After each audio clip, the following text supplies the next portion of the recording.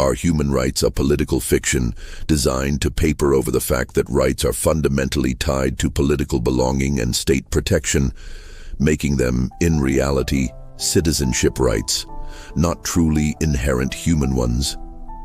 Would it be correct then to say, we have these rights on condition that we are the subjects, or more to be politically correct, citizens of a functioning state? Or if, for example, the moment a person is rendered stateless, their rights become meaningless, can it truly be maintained that these rights are inherent to their humanity rather than their political status? If the concept is truly universal, is it then nothing more than a form of cultural imposition, a soft imperialism that uses the moral language of rights to enforce the socio-political model of dominant global powers? These are uncomfortable questions, but today we're going to face them head-on as we explore the illusion of human rights. To understand the illusion, we have to look at its origin. The modern concept of human rights is not some timeless truth. It's a specific product of a specific historical moment, the European Enlightenment. Before the 17th century, the language of rights was largely the language of privilege, rights granted by a king, a church, or a state. But thinkers like John Locke introduced the revolutionary idea of natural rights, life, liberty, and property existing before the state. This was a necessary myth to challenge the divine right of kings. It was powerful, it was successful, and it was enshrined in the so-called civilized world, and I do not have to give you a lecture about the French revolutions and whatnot. Yet the entire system depends on the belief that simply being human equips you with an invisible, non-negotiable moral shield. The illusion is the smooth transition from a powerful political tool created to challenge tyranny to a perceived metaphysical fact. In case you skipped the class, let me help you. Are you aware of the claim that human rights apply everywhere, to every person, at all times? This universality is their strength, but it's also their fatal flaw, the point where the illusion shatters against cultural reality. This brings us to the ground zero of the debate: cultural relativism. Cultural relativists argue that the modern human rights catalog, with its fierce emphasis on individualism, free speech, and personal autonomy, is deeply and inherently Western. It flows from a tradition that sees the individual as the fundamental moral unit, a tradition that ancient civilizations, particularly those in Asia, Africa, and the Middle East, simply do not share. Consider the contrast. The modern system gives you a right against your society. Many cultures outside the West have long unbroken pre-Enlightenment traditions that focus more on responsibilities to the community than on individual rights. They value harmony, shared dignity, and see the family, not just the individual, as the main source of moral guidance. When Western nations and organizations demand the universal application of a right that clashes with a local value, for instance, an individual's right to disregard their family's expectations, is that truly justice, or is it an imposition of Western philosophy?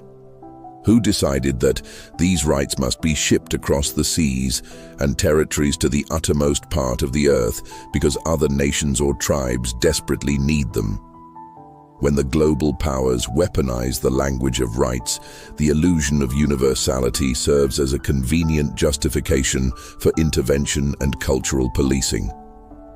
Now, let's move from the philosophical abstract to the brutal reality of international law, confronting the hard truth about power. The ultimate illusion of human rights is its supposed power over the sovereign state.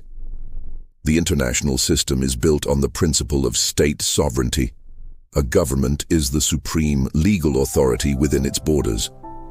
There is no world government, no world police force that can reliably enforce human rights. When a state is powerful enough, a permanent member of the UN Security Council or an economic superpower, its egregious human rights violations often meet with little more than polite condemnations and symbolic sanctions. Why? Because enforcing a right requires an act of political will. a willingness to risk war or economic damage which rarely materializes. This dependence on political power directly answers our earlier question. If a person's rights are only respected when they are part of a functioning state and vanish the moment they become stateless, it strongly suggests these rights are not inherent to our humanity. Instead, they are privileges granted by political status. A refugee, stripped of citizenship, possesses a long list of human rights on paper. But in the real world, without a state to protect them, those rights often become unenforceable and meaningless. Their humanity hasn't changed, but their political standing has, and with it, their access to justice and protection.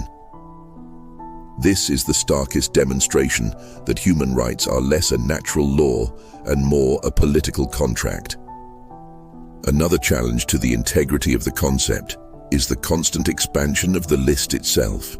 Since 1948, the catalogue of human rights has grown exponentially, moving from essential negative rights, like the freedom from torture or unlawful detention, to complex positive rights, the right to a certain standard of living, to free education, even to an internet connection.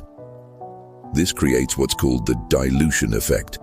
They are relatively cheap, but positive rights require governments to start doing something, to build hospitals, schools, and social safety nets. They are incredibly expensive. When a right to health care is listed alongside a right to be free from slavery, it risks devaluing the entire concept, making all rights seem like aspirational goals rather than fundamental entitlements. So if human rights are not God-given, not truly universal in practice, and often dependent on political power for their very existence, are they useless? No. This critique is not a call for abandonment, but for honesty. The illusion of human rights is the belief that they are a mystical, innate force. The reality of human rights is that they are humanity's most powerful and successful political project. They are not a natural fact. They are a hard-won, always contested social convention. The job of a critical thinker is to drop the comfortable illusion of universality and innateness. When we realize rights are a convention, we realize they are a choice, not to be enforced under a barrel of a rifle. They are not something we discover. They are something we must perpetually create, without imposing Western morals and philosophies to the whole world. So, do you think human rights are nothing but air, a dream, an illusion of our imagination? Maybe the answer is that they are real, but not neutral, not timeless, and not universally accepted in the way we often imagine. They are a global project shaped by history, politics, and culture. They are an aspiration, not a universal fact, a good project that emphasizes individuality which reflects Western values. Okay, but what about bias? I mean to undervalue collective rights or duties central to non-Western societies. Perhaps the illusion isn't that human rights exist, but that their universality is already achieved, when in truth it's still being negotiated between civilizations, between histories, and between very different visions of what it means to be human. What are your thoughts? Thanks for watching and keep asking questions.